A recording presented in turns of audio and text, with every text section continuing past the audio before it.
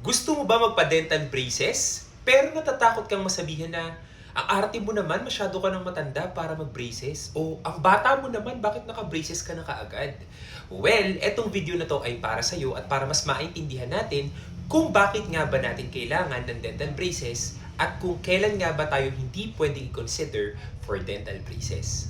Okay? Ang dental braces po ay hindi nababase sa edad.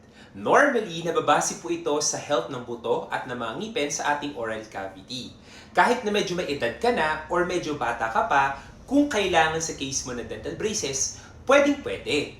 Ano nga ba ang mga cases na pwede natin i-consider na ikaw ay for dental braces? Number one is spacing, or kung meron kang mga hiwa-hiwalay na ngipin or one seat apart.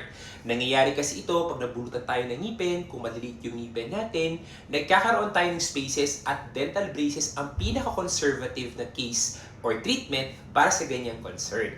Second is yung sungki-sungki ngipin. Kabaligtaran naman ito ng pagkakaroon ng maliliit na ngipin or spaces. Dito naman, nagkaroon ng crowding dahil nagsobra na yung mga ngipin o kaya naman sobrang liit na bibig mo at malalaking size ng ngipin mo, kaya nagsungki-sungki or minsan naman nagkakaroon ng supernumerarity or sobrang mga ngipin.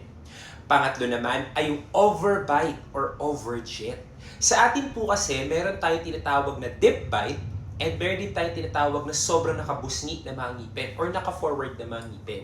At one of the best treatment for that is dental braces. Meron din naman po tayong case na tinatawag na crossbite or yung class 3 malocclusion na kung saan nauna po yung kanyang mga ngipin sa baba kaysa sa itaas, kaya nagbumukhang mahaba yung baba or tinatawag natin na babalu or minsan nagbumukhang mangga yung shape ng face. Okay? So ito po ay pwede pa rin i-treat ng dental braces. Pero please take note, pwede po makaapekto ang edad sa magiging resulta ng ating dental braces. Madalas po kasi pag na medyo mas may edad na, mas mabagal na ang movement ng mga ngipin or kadalasan yung bone na na-enhance na ng ating dental problem ay kadalasan is hindi na siya nako-correct by dental braces itself lang.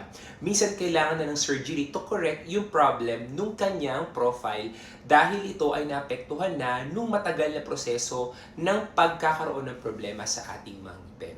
So if gusto mo naman din na magpa-dental braces, better na ipakonsult mo na yung mga ngipin mo para malaman din kung applicable ba sa iyo ang braces or kailangan ba ng another surgery or baka naman hindi na.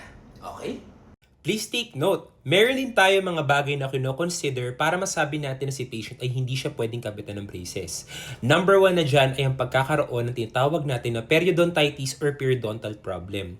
Nangyayari po ito in layman's term, masyado nang mababa ang buto. Ito po ay resulta ng pagpapabaya sa ating oral cavity na minsan nagre-resulta ng pagkapal ng dumi na tumutulak sa buto sa ating oral cavity na sobrang bumaba ito at hindi na po ito may consider for braces dahil ito po ay pwede magresulta ng sobrang pag-uga ng mga ngipin.